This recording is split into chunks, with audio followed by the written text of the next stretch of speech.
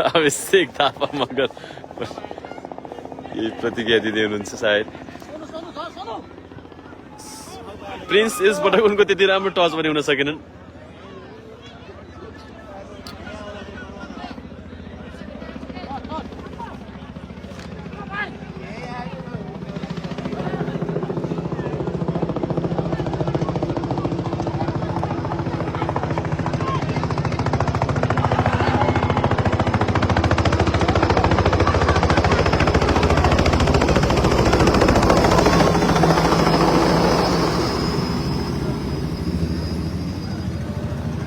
ओहो, सायद केही इमर्जेन्सी ल्यान्डिङ हुन सक्छ।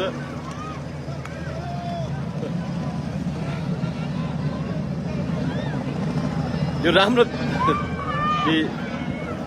समस्या हुन सक्छ, तर यो राम्रो दृश्य होइन। यसरी खेल दौरान चलिरहेको खेल दौरान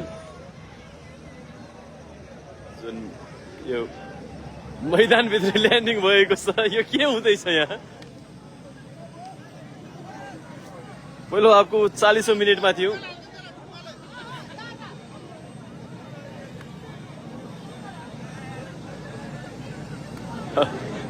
केही अनौठो दृश्य देखिरहेका छौँ सायद हामी यहाँ। सायद केही इमर्जेन्सी ल्यान्डिङ पनि हुन सक्छ।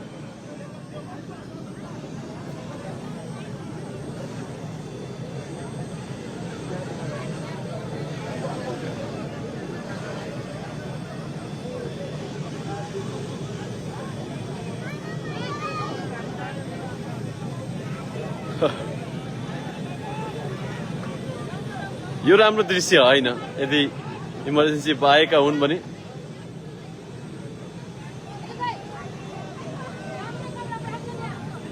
मैदानमै आज हेलिकप्टर ल्यान्ड हुन पुगेको छ।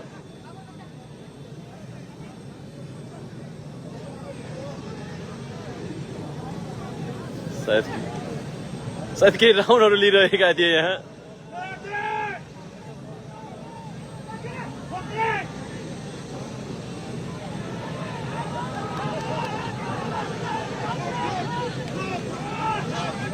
संयमित हुनुपर्ने आवश्यकता त्यहाँ आयोजक टोलीहरू केही वाद विवादको अवस्था सिर्जना बनिरहेको छ त्यहाँ। यो राम्रो दृश्य पनि होइन। ओहो, यो राम्रो होइन। त्यहाँ हातपातको अवस्था सिर्जना भएको छ सायद। यो के हुँदैछ दर्शक पनि? हामी कुनै पनि अशान्त चाहँदैनौँ। संयमित हुनुपर्ने आवश्यकता त्यहाँ। त्यहाँ केही वाद विवादको अवस्था सिर्जना भएको छ।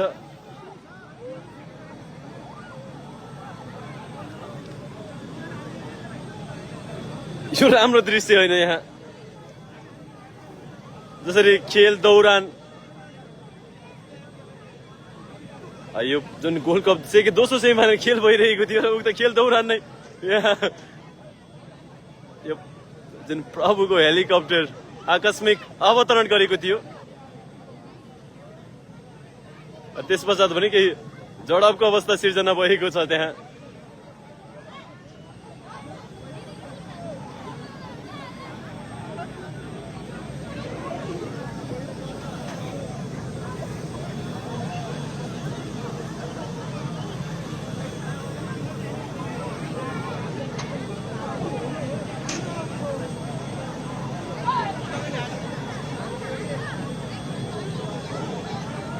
दर्शकहरू समेत मैदान प्रवेश गरेका छन्। यो के हुँदैछ दर्शकबिन?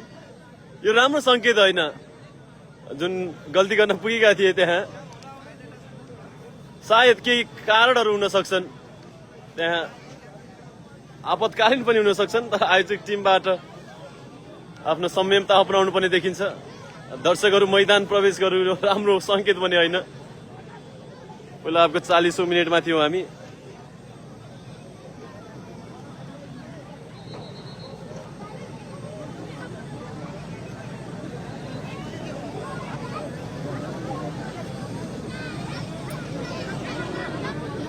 सायद यहाँ बिना कुनै जानकारी कुनै आपतकालीन अवतरण भएका कारण पनि हुन सक्छ। त्यहाँ आयोजकहरू त्यति सन्तुष्ट छैनन्।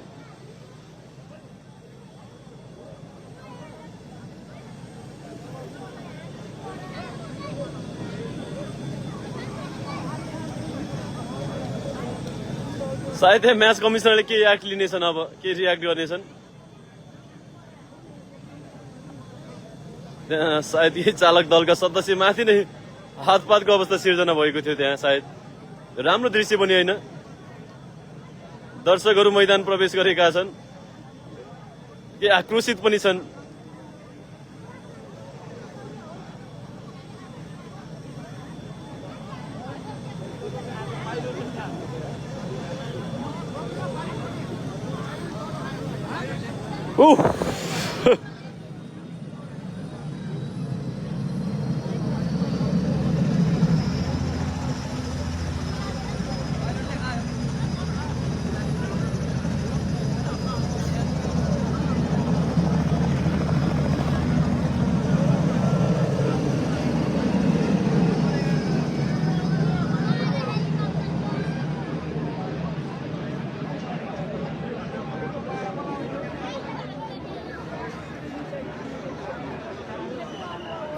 र दर्शकहरू मैदानमा छन्। यो राम्रो संकेत होइन, जुन यति ठुलो मेहनत गरिरहेको छ आयोजक टिमले यो ठुलो धनराशिको प्रतियोगिता आयोजना गर्नका लागि।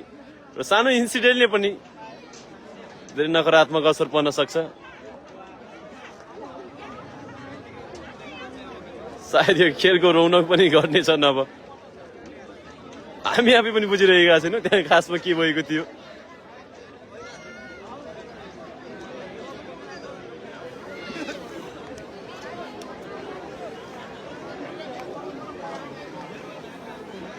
र एउटा हामीले बुझे अनुसार त्यो कुनै आपतकालीन पनि थिएन। र सायद त्यो जुन खेल दौरानमा एउटा कहिलेकाहीँ हुने गर्छन्, अनौठा घटनाहरू पनि हुने गर्छन्। त्यो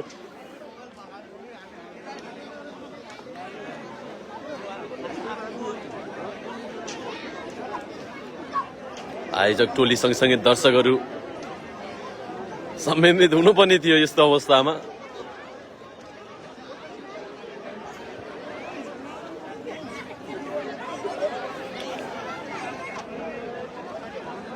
सायद यहाँ म्याच कमिसनर लक्ष्मण विक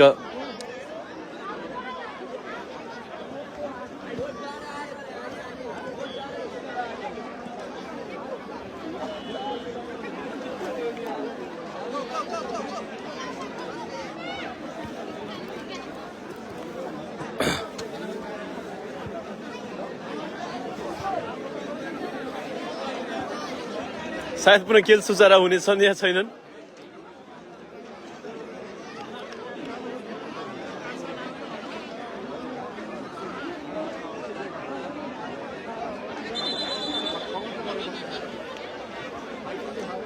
पक्कै पनि यो त्यति राम्रो दृश्य पनि भएनन्।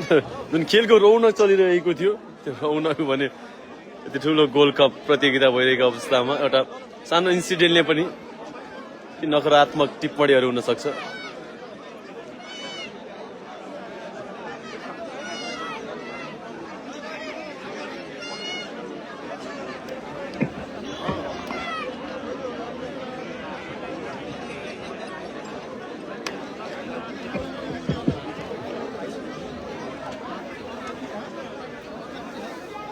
दर्शक महानुभावज्यूहरू सबैजना प्याराफिटमा बसेर खेललाई सुचारू गर्न सहयोग गरिदिनु हुन हामी हार्दिक अनुरोध गर्दछौँ।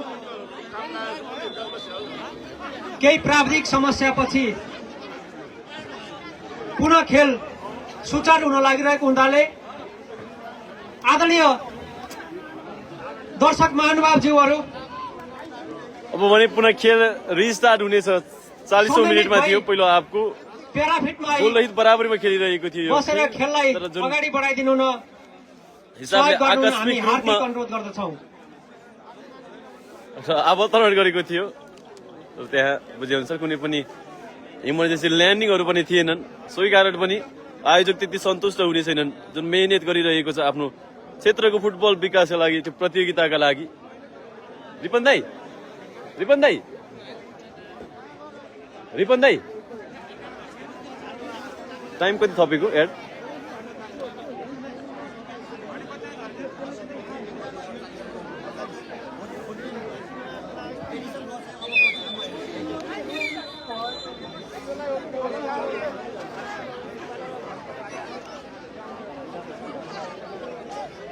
पुनः खेल सुरु भइसकेको छ दर्शकबिन। गोलरहित बराबरीमा चलिरहेको छ यो खेल। वालिङ युनाइटेड रेड विरुद्ध क्यामरोनी टोली एभिनियर एफसी क्यामरोनी बीच यो खेल भइरहेको छ। सायद धेरै नै समय थपिनेछ एडिसनल टाइममा, जुन इन्जुरी टाइम।